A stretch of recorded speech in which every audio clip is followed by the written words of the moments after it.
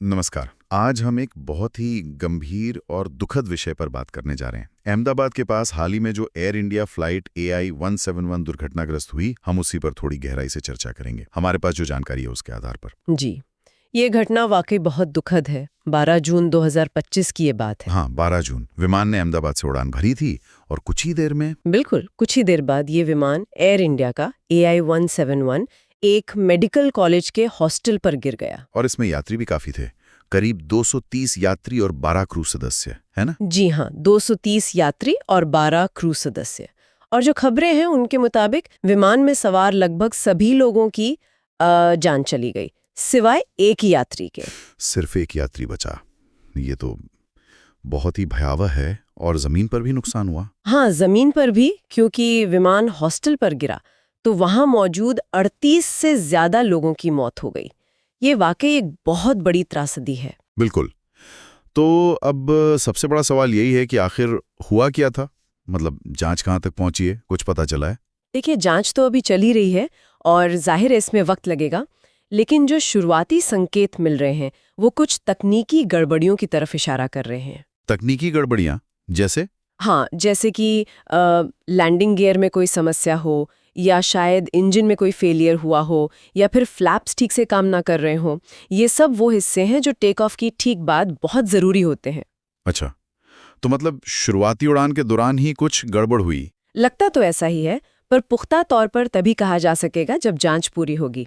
अच्छी बात यह है कि विमान का ब्लैक बॉक्स मिल गया है। ओह, ब्लैक बॉक्स मिल गया है। ये तो बहुत अहम होता है जांच के लिए। जी बिल्कुल। फ्लाइट डेटा रिकॉर्डर और कॉकपिट वॉइस रिकॉर्डर दोनों बरामद हो गए हैं।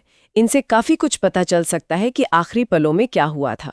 और ये भी जानकारी है कि भारत की मदद के लिए कई अंतर्राष्ट्रीय एजेंसियां भी इस जांच में शामिल हैं। ये अच्छा है कि अंतर्राष्ट्रीय सहयोग भी मिल रहा है। अच्छा, एक और बात जो ध्यान खींचती है वो ये कि ये विमान बोइंग 787 ड्रीम लाइनर था। हाँ, और ये बात इस घटना को और भी ज्यादा महत्वपूर्ण बना देती है। कैसे? मतलब ड्रीम लाइनर तो काफी आधुनिक विमान माना जाता है। बिल्कुल, और यही बात है। जानकारी के मुताबिक ये बोइंग 787 ड्रीम लाइनर मॉडल के इतिहास में पहला हल लॉस है। पहला हल लॉस? इसका क्या मतलब हुआ?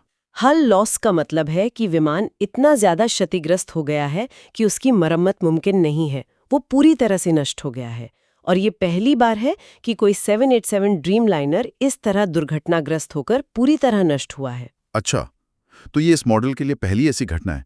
इसका तो फिर बड़ा असर पड़ेगा। हाँ बिल्कुल।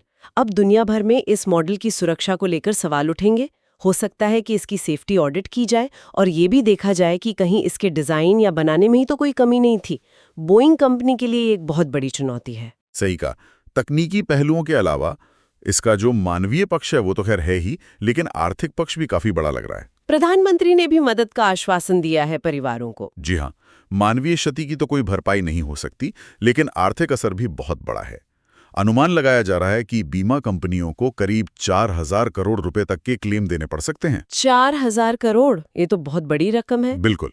इसमें विमान की कीमत, यात्रियों और जमीन पर हुए नुकसान का मुआवजा और दूसरी देनदारियां सब शामिल होंगी। ये आंकड़ा ही अपने आप में इस हादसे की गंभीरता बताता है। तो अगर हम सारी बातों को एक साथ देखें, अहमदाबाद के पास एक बहुत भयानक विमान हादसा हुआ, एयर इंडिया का बोइंग 787 ड्रीम लाइनर।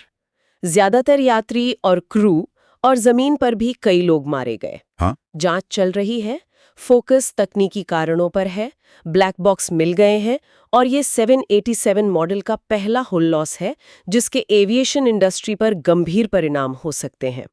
आर्थिक नुकसान भी बहुत बड़ा है, सही कहा आपने। और ये घटना हमें कुछ और गहरे सवालों पर सोचने को भी मजबूर करती है। जैसे कि ठीक है, दुर्घटना के कारण तो जांच से पता चलेंगे, लेकिन क्या ऐसी घटनाएं हमें हमारे मौजूदा एविएशन सेफ्टी प्रोटोकॉल पर दोबारा सोचने को कहती हैं? हम इन आधुनिक विमानों की तकनीक पर कितना निर्भर हैं? और शायद सबसे ज़रूरी सवाल, जो घनी आबादी वाले इलाके हैं उनके ऊपर से उड़ान भरते वक्त ऐसी किसी आपदा से निपटने के लिए हमारी तैयारी कितनी मजबूत है? ये कुछ बातें हैं जिन पर शायद हमें और ज़्यादा गौर करने की ज़रूरत है। हाँ, ये बहुत अहम सवाल हैं जिन पर विचार करना जरूरी है।